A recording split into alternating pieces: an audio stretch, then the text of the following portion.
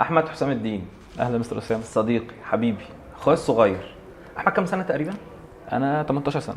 18 سنه. احنا نعرف بعض تقريبا يا احمد من ايام لما انت كنت في جريد 3 بقيت 3 2 كمان تقريبا. زمان معرفه بتاع 15 سنه كده، ما كتير شاء جدا الله يعني ما شاء الله. وخلاص وبنتخرج السنه دي يا عم احمد اهو خلاص. الرحله خلصت يعني ممكن. الحمد لله. الحمد كل لله. سنه وانت طيب. انت طيب يا مستر. كنت عاوز اكلمك على موضوع كده، بيقولوا موضوع حلو يعني كده، سمعت عنه من كام يوم فقلت فرصه احمد موجود، يلا تعالى اما نقعد نتكلم شويه بما ان انت فاضي وانا فاضي. يلا يعني بينا، انا فاضي مفيش حاجه اصلا. بيقول لك يا سيدي لن يؤمن احدكم حتى يحب لاخيه ما ايه بقى؟ بما يحبون. ما يحب لنفسه. نفسه. حلو. اول ما سمعت عن الموضوع ده جه في بالي كده اسالك على حاجه. تمام. احلى لعبه بتحب تلعبها ايه في المدرسه؟ انا لما كنت صغير اكتر ممكن الكراسي الموسيقيه اللي هي ميوزيكال تشيرز. اظن يعني ممتعه، فيها افكار معينه، بس انا شايف برضو ان بتنمي جوه شخصيه الواحد حاجات برضو ممكن ما اناش واخدها يعني مش انت واخدين كانوا بالنا. بيزقوك وانت بتلعب وكنت بتقع على الارض وكنت باجي اول ما أيوة. كل شويه تقعد تعيط وتجي تقول لي الحقني يا مستر اسامه، زقوني من على الكرسي وما كسبتش. صح. تحب تلعب ايه ده؟ انت كانوا بيوقعوك كل مره يا عم. ماشي بس هو ايه اللي كان بيحصل؟ كان بيحصل ان كان كل واحد بيفكر انا عاوز اكسب، فما يفكرش في زميله، فيبدا بقى يحصل شويه عنف، زق، مين يكسب كده يعني. كنت بشوف في ناس كده بيشدوا الكرسي وبتاع، واللي يغش بقى على كرسي، اللي يغش ويسد الكرسي شويه، يقربه من ناحيته ويزق اللي قدامه وهكذا يعني. بس لعبه حلوه. بس لعبه حلوه.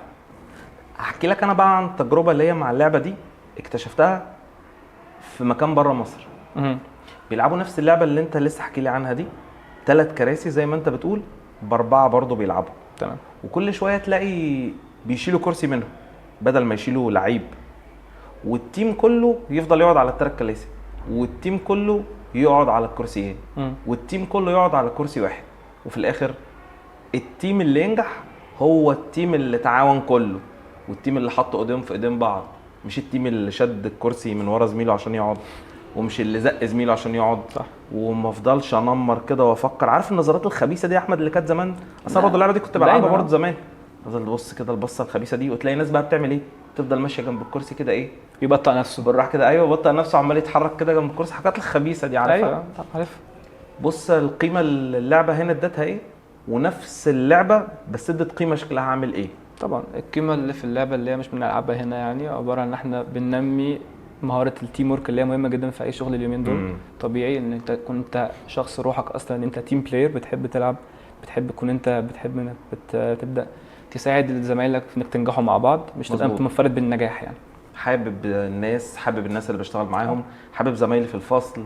وطبعا ده بيهيئ طبعا يعني من هيئ ده اسمه ده انفايرمنت كويس قدام الشغل والمدرسه، ان انت شخص مش اناني، انت بتحب النجاح لكله، ودي حاجه مهمه. لن يؤمن احدكم حتى يحب لاخيه ما يحب لنفسه.